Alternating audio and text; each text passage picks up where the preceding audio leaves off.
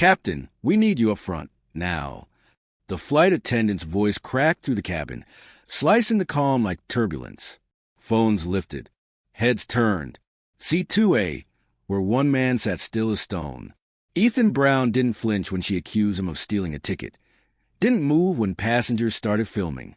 He just checked his watch, silver gleam under cabin light, and waited, not for departure, but for the moment everything in that plane would change.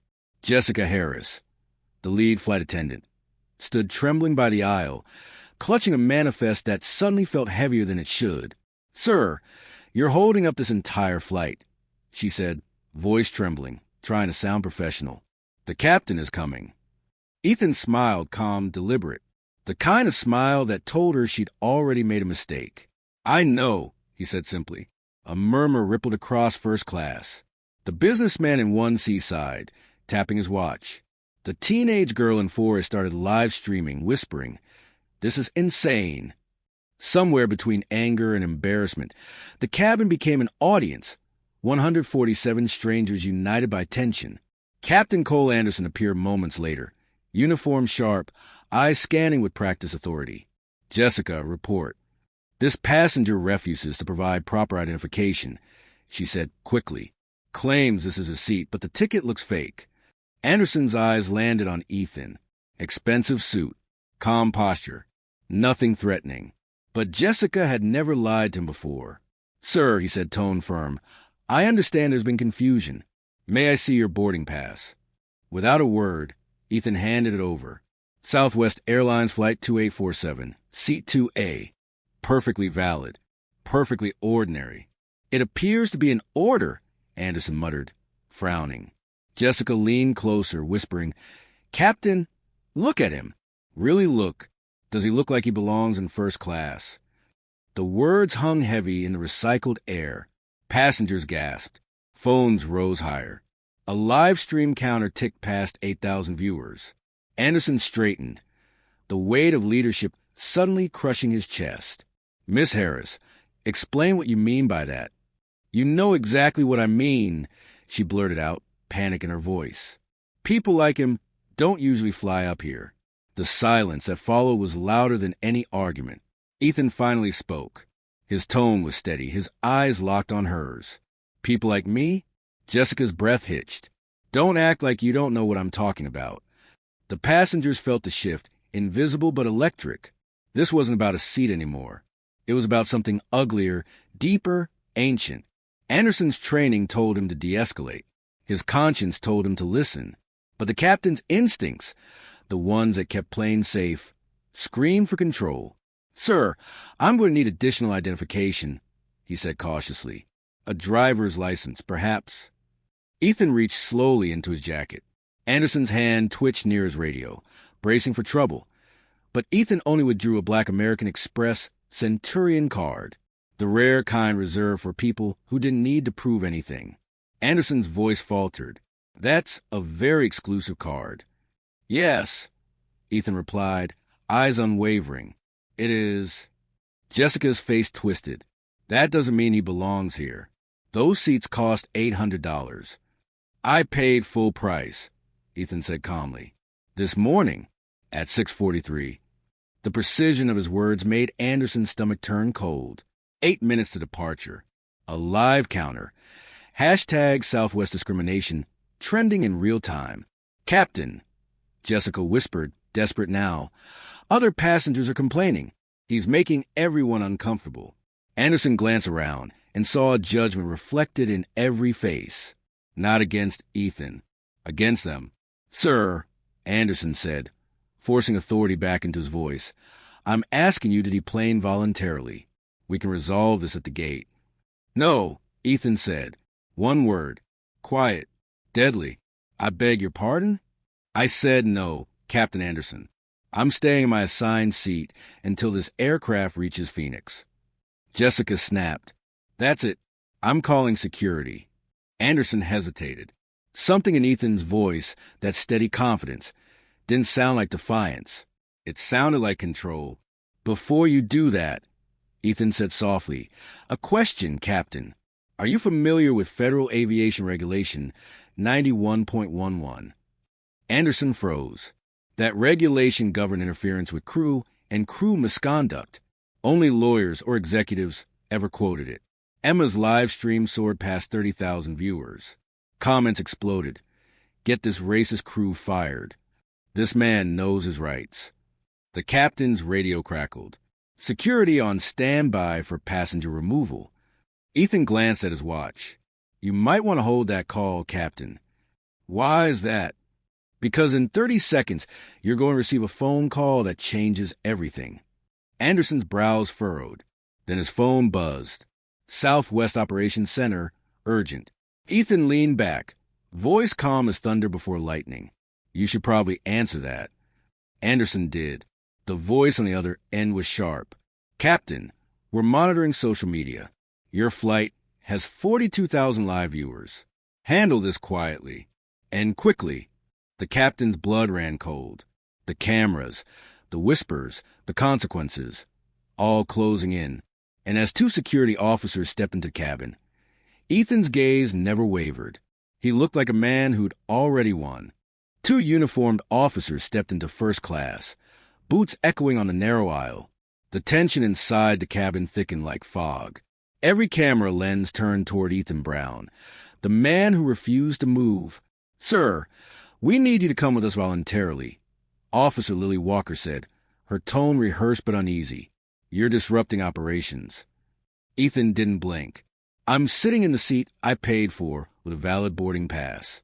What operation am I disrupting? Her partner, Officer Nolan Scott, shifted his stance, hand brushing the restraints at his belt. Sir, this is your last warning. Jessica Harris crossed her arms, her voice trembling with forced certainty. He's been threatening us. He keeps timing everything on his watch like he's planning something. The murmurs grew louder. The businessman in 1C spoke up, irritated. Captain, we all pay premium prices. I have connections to make. This circus needs to end. Anderson's jaw tightened. He'd dealt with emergencies, even mechanical failures midair, but never the feeling of standing in the middle of one that he'd helped create. Mr. Brown, he said carefully, we can sort this out the gate. Please cooperate. Ethan's tone cut through the air like steel. Before you touch me, Captain, answer one question. Do you understand the legal ramifications of unlawful detention? The officers froze. Those weren't the words of a desperate man.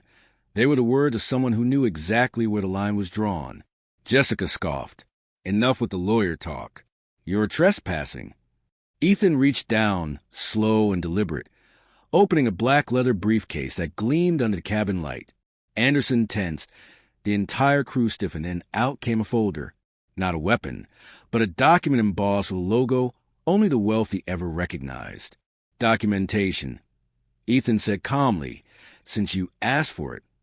Officer Walker took it, hands shaking slightly. Her eyes scanned the first line, and the color drained from her face. She handed it to her partner, without a word. What does it say? Anderson demanded. Scott hesitated, then read aloud.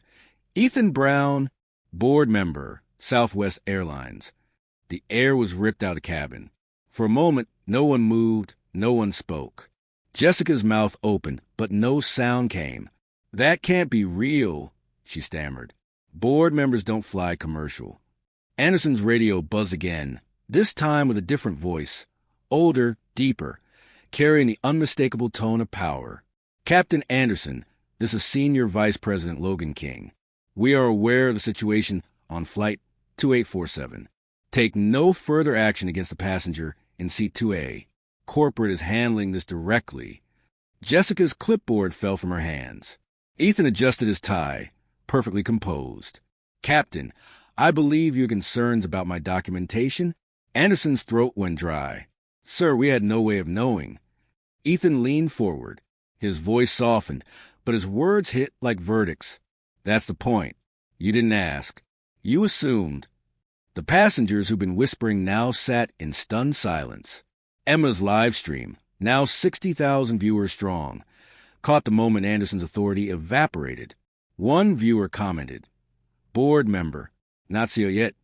Another replied, This crew's careers just ended in real time. Jessica stepped back, eyes glistening, her breathing uneven. I mean, you meant exactly what you said. Ethan interrupted quietly. People like me don't belong here. And now 50,000 people have watched what that really means. Anderson couldn't speak. His mind was a hurricane of regret and disbelief. Ethan's phone buzzed again. He glanced at the screen, then held it up for the captain to see. A live video call. The Southwest Airlines boardroom. "Ethan," came a woman's steady voice through the tablet. "We're watching the live stream. Are you all right?" The crew froze. Jessica's knees buckled. Anderson realized with sinking horror that the woman speaking was Sophia Taylor, Senior Vice President of Operations, a person he'd only ever heard about, never spoken to. "I'm fine, Sophia," Ethan said evenly, "though I think Captain Anderson and his team have a few things to explain." "Captain," Taylor said sharply, her voice echoing to the cabin, "this is the second time in 6 months your crew has been involved in a complaint involving racial bias. Would you care to explain why our board member was nearly arrested on his own airline?" Anderson's mind went blank. "Ma'am, Before he could finish, another voice cut through. This is CEO Grant Lewis. It said, colder, deeper. "Mr. Brown, are you telling me our employees threatened the sitting chairman?" Ethan's reply was calm, clinical. "They didn't just threaten me, Grant. They broadcast it to 60,000 people." Jessica sobbed quietly into her hands. The cabin had turned into a courtroom, and judgment had already begun. Lewis exhaled, heavy with disbelief. "Captain Anderson, Miss Harris, you will both be relieved of duty upon landing. Legal and HR will meet you at the gate. Mr. Brown, corporate, is issuing an immediate statement." The passengers erupted in whispers. Phones buzzed with notifications. News networks were already picking up the story. Ethan ended the call and looked around the silent cabin. "Ladies and gentlemen," he said softly, "bias has a cost. You're all watching it happen in real time." And as the aircraft began to taxi, the realization settled in. The flight hadn't even taken off, and yet it had already changed history. Captain Anderson stood frozen, headset dangling at his side. The sound of engines idling filled the silence that no one dared break. Passengers exchanged uneasy glances, unsure whether to feel sympathy or fear. Every eye was fixed on Ethan Brown, the man who just turned a flight delay into a corporate earthquake. Jessica Harris's voice trembled as she whispered, "You can't be serious. Board members don't fly with us. They have private jets." Ethan's calm stare cut through her words. "Maybe I wanted to see what my passengers experience when I'm not watching from an office window." Her throat tightened. "Sir, Don't apologize to me yet," Ethan interrupted softly. "Save that for the people who saw you decide who belonged here." The live stream counter rolled past 80,000. Comments flooded in. "He's the boss." "They're finished." "History in the making." Anderson's radio crackled again. The voice of Sophia Taylor returned, sharper now. "Captain, maintain current position. Do not depart until instructed. Legal and PR are drafting statements." He swallowed hard. "Yes, ma'am." Jessica's knees gave out. She sat on the nearest armrest, hands over her mouth. Her word from earlier echoed in her mind. People like him don't usually fly first class. She'd said it loud enough for the world to hear. Ethan stood now, slow and deliberate. His composure didn't feel rehearsed anymore. It felt earned. "You know," he said quietly, "this wasn't supposed to be a test, but it became one." Anderson blinked. "A test?" Ethan reached into his briefcase again, pulling out a sleek tablet. With one swipe, he mirrored the display on the cabin screens. Corporate email threads, complaint statistics, bias reports, 47 discrimination claims in 3 months. Jessica gasped. How did you?" "Because I've been reviewing every single one of them," Ethan said. "And today, I decided to see it for myself." The words hit like turbulence. The entire crew froze as realization sank in. This man had planned the unthinkable. A live, unscripted audit. Emma, still streaming, whispered to her viewers. He set this up to prove it's real. He wanted to see how they'd treat him. Her chat exploded. "Genius." "Corporate trap." Justice in 4K. Anderson's voice shook. Sir, had we known. You didn't need to know who I was. Ethan, cut in. You only needed to treat me with respect. Jessica stood now, eyes red, her once polished demeanor shattered. Sir, please? I wasn't thinking clearly. That's exactly the problem, Ethan replied. You weren't thinking. You were assuming. The sound of a chime signaled another incoming call. Ethan tapped the screen and Grant Lewis, the CEO himself, appeared again, this time flanked by corporate counsel. Mr. Brown, Grant said, trying to regain control of the narrative, our legal team is en route to Phoenix. We're coordinating a press response. Ethan nodded calmly. Include this in your statement. Southwest Airlines will adopt a zero-tolerance discrimination policy. Immediate termination for violations. No exceptions. Grant hesitated. Ethan, that's aggressive. So it's humiliation in front of 147 passengers, Ethan replied. The captain's headset crackled once more. Captain Anderson, the tower said, FAA requests your immediate report upon landing. News helicopters are following your flight path. Expect press presence at Phoenix. The captain shut his eyes. His career wasn't descending. It was plummeting. Jessica looked around the cabin, tears streaming silently. The very passengers she had once felt responsible for were now filming her downfall. Ethan's voice softened, not cruel but resolute. Ms. Harris, you've worked for this airline for 8 years. I've read your file. You were good at your job. What happened today? Jessica's lips trembled. I thought I was protecting the company. From what? Ethan asked. Her answer was barely a whisper. From people who didn't fit the picture. The truth hung in the air, raw and painful. Ethan nodded slowly. Then today that picture changes. The engine's whirred softly beneath them, like the plane itself was holding its breath. Ethan turned back to the passengers, his voice carrying through the cabin. Ladies and gentlemen, today is not about anger. It's about awareness. Every story like this, every assumption, every judgment, becomes a mirror we can't ignore. Emma's camera zoomed closer. Ethan looked straight into the lens. If you're watching this, remember one thing. Bias doesn't need shouting to be deadly. Sometimes it whispers. And then his phone buzzed again. Ethan's calm expression shifted slightly as he read the new message. It was from legal. Media coverage has reached CNN, BBC, and Al Jazeera. Prepare statement now. He looked up, eyes sharp, voice steady.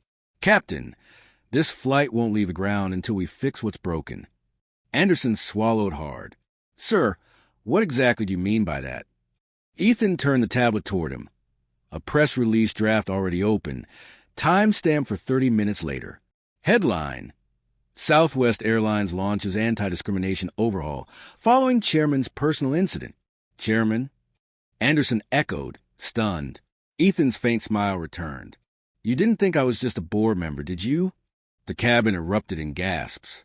Jessica froze mid-breath, her world collapsing in real time. The plane hadn't even moved an inch, but everyone on board knew nothing would ever take off the same way again. The captain's knuckles whitened around his radio. Outside the cockpit door, 100 silent witnesses stared, phones raised, the hum of cameras merging with the low growl of the engines. Ethan Brown's calm was terrifying. Not the kind born of arrogance, but a certainty. He wasn't bluffing. He was dismantling the system from the inside. Captain Anderson, came the cold voice of CEO Grant Lewis again, echoing through the radio. You are instructed to stand down immediately. Legal Protocol Alpha is now in effect. Mr. Brown's authority supersedes all in-flight command until further notice. Anderson blinked. Disbelief etched across his face. Supersedes? But You were the captain, Ethan interrupted quietly. Now you're a witness. Jessica Harris's chest rose and fell rapidly, her breath shaky. This can't be happening, she muttered. He's not even supposed to be here. Ethan turned slowly toward her, voice low but steady. And yet here I am, in your cabin, on your shift, watching your company Livestream its own downfall. The radio crackled again. Captain, this is Tower Control. You are grounded until further notice.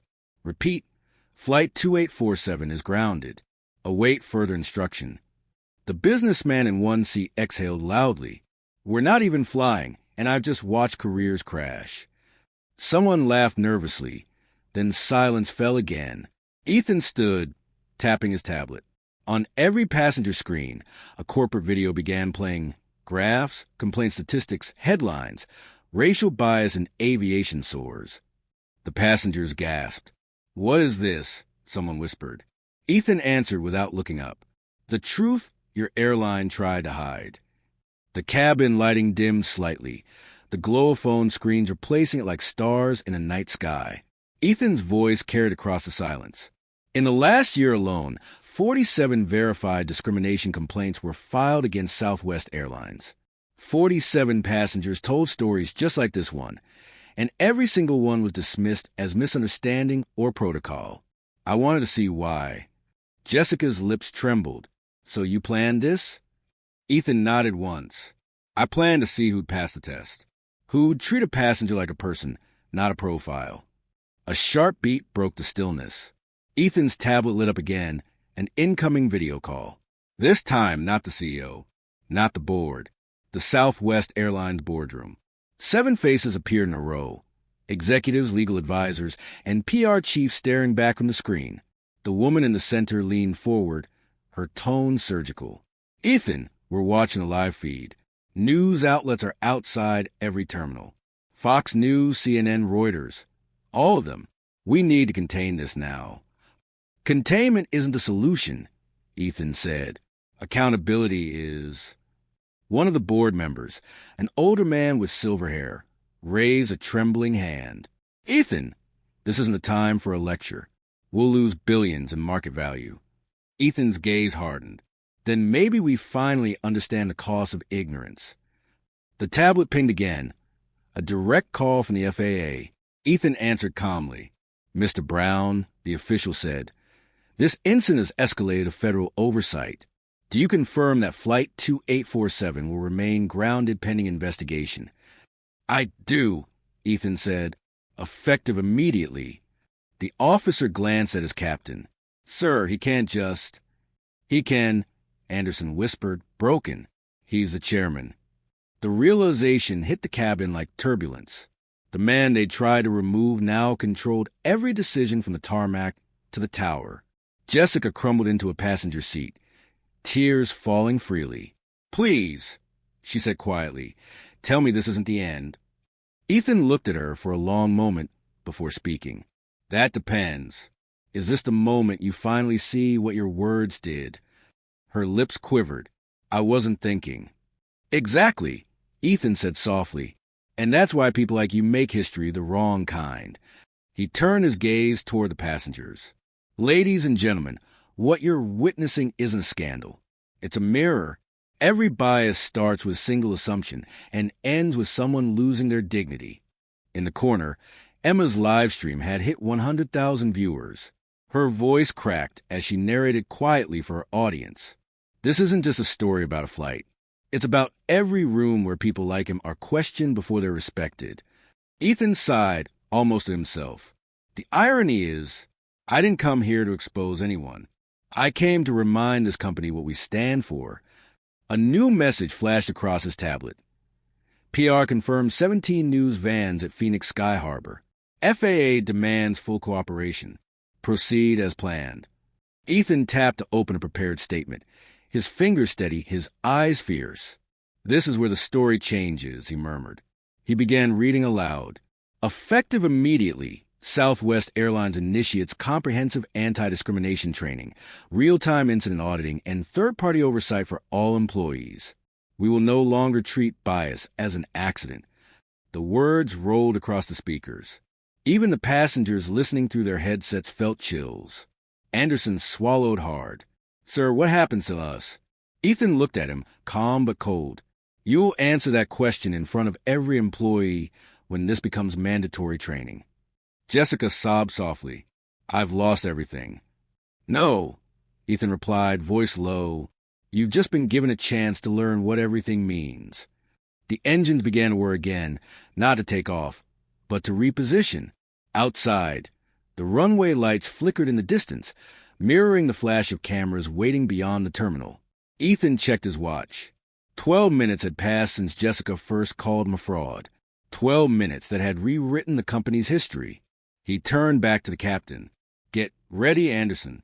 The real flight starts now." The roar of the engines was nothing compared to the silence in first class. The plane remained still, but the world outside was already moving. News choppers hovered over Phoenix, and cable networks ran banners reading "Chairman detained on own airline." Ethan Brown sat back in his seat, calm as ever. The chaos around him only sharpened his presence. Every camera in the cabin caught the same image. A man of power who didn't need to raise his voice to command the sky. Jessica Harris could barely breathe. She clutched her trembling hands, eyes locked on the floor. Across the aisle, Captain Anderson stood beside her, his authority reduced to dust. Ethan's voice broke the silence. "Captain, how many years have you flown?" 23, Anderson replied, his tone flat. "And in those 23 years, how many passengers have you personally removed from first class?"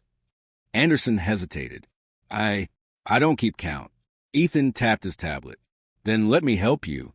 The screen projected an internal audit onto the seat displays.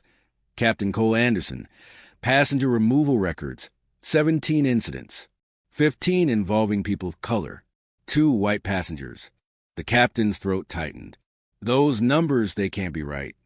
"They're facts," Ethan said coldly. "You follow procedure, Captain, but your procedure followed bias."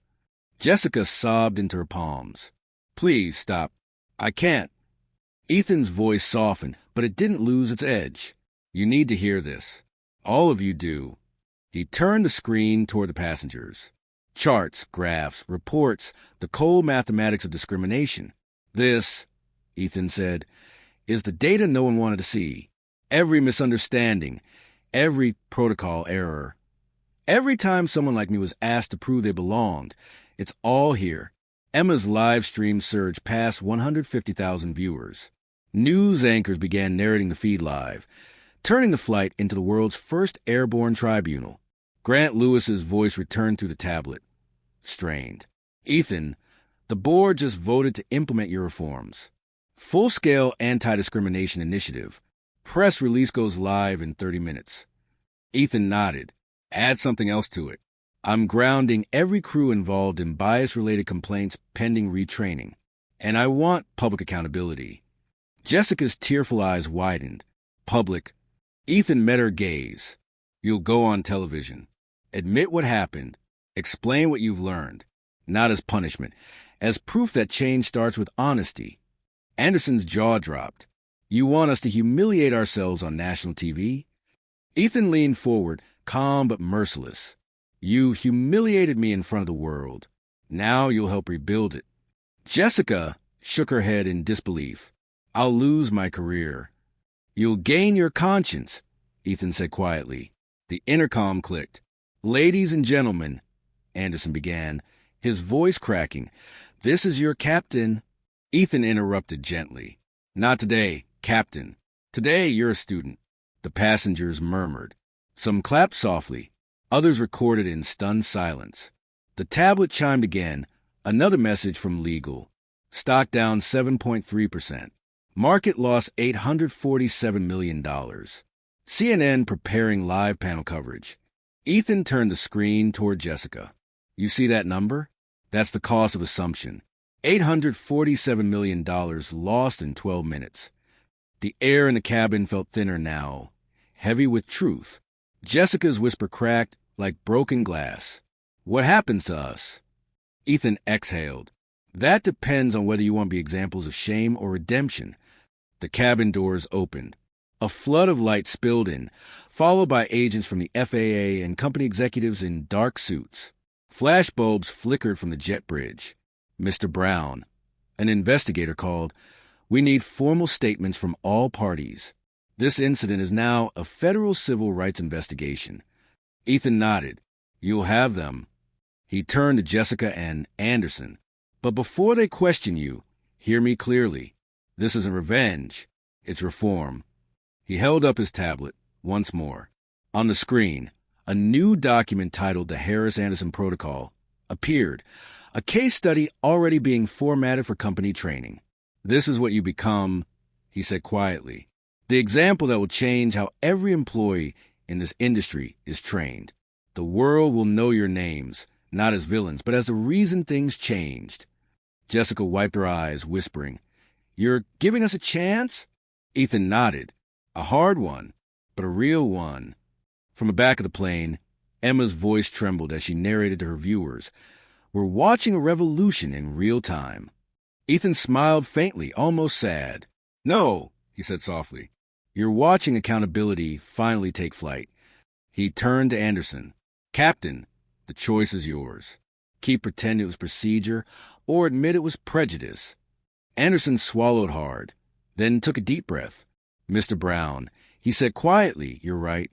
His voice cracked as he spoke louder. "I was wrong. I judged before I understood. And if I lose everything for that, maybe it's what I deserve." A wave of murmurs swept through the cabin.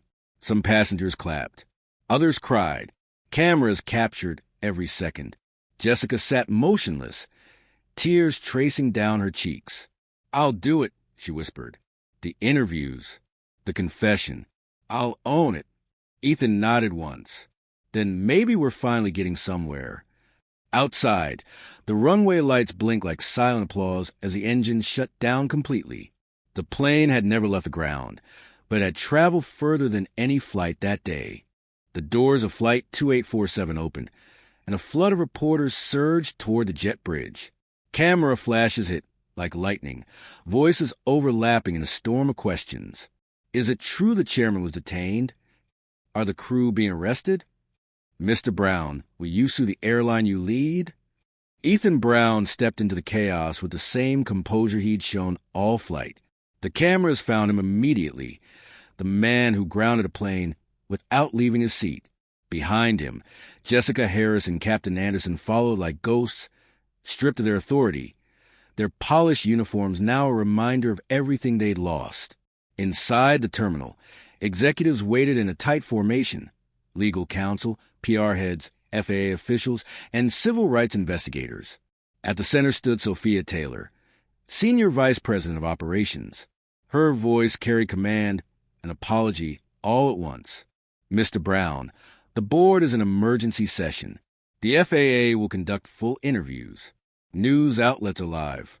Ethan nodded. "Good. Let them be." Jessica's eyes darted between the cameras and the agents with federal badges. "Sir, are we being arrested?" she whispered. Ethan shook his head. "Not today. Today, you're facing something harder: accountability." He stepped aside as the investigators entered the aircraft, collecting evidence. Inside, passengers still sat stunned, phones buzzing with breaking news alerts. Headlines spread like wildfire. Black chairman detained in his own first-class seat. Live footage ignites global call for airline reform. Captain Anderson's face was ashen. He turned to Ethan, voice barely audible. "Sir, I don't even know how to begin apologizing." "Start by listening," Ethan said simply. They entered a conference room where multiple monitors displayed the unfolding coverage. On one screen, Emma's Livestream counter rolled past 180,000 viewers. On another, stock tickers flashed red as Southwest market value plummeted by hundreds of millions. Grant Lewis appeared via live call from corporate headquarters. "Ethan, we're facing the biggest crisis in company history. Legal needs direction. HR wants statements." Ethan straightened, then listened carefully. He opened a document labeled the Morrison-Martinez Protocol, a case study in institutional bias. The name froze Jessica and Anderson. It was their new legacy, immortalized in corporate reform.